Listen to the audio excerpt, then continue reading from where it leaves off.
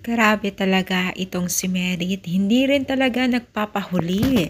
So ano nga ba ito? So bago natin ipagpatuloy ang ating pag-support today's video, kung bago ka pa lang sa aking channel, please subscribe po, like, and pakit na rin po natin guys ang notification bell upang ma-update po tayo tuwing ako po ay nag-upload sa mga viral and trending video.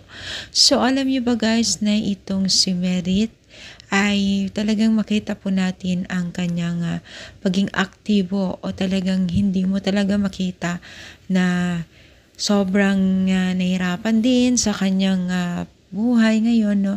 Talagang kita po natin na sumasabay din po sa takbo ng karera ng team o itong mga kabataan, no? So, kung makikita po natin ay talagang naka-Apple din, naka-cellphone din po siya ng mamahalin. So, palatandaan talaga na itong si Merit ay marami talagang blessing na dumadating sa kanya.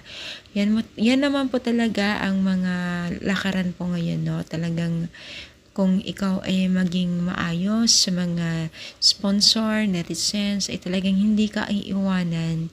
Hindi ka iiwanan na hindi panoorin, hindi ka iwanan na bibigyan kung ano meron sa kanila.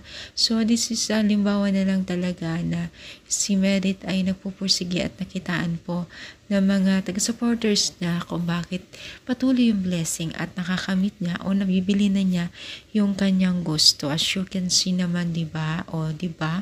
Mapapasana all na lang talaga natin at syempre ipagdasal parang natin na habang tumagal, habang parating pa ng maraming taon ay maging successful siya, di ba? So, ano masasabi ninyo? I-comment down, palike po ang ating video. Thank you so much, more power, and God bless all guys.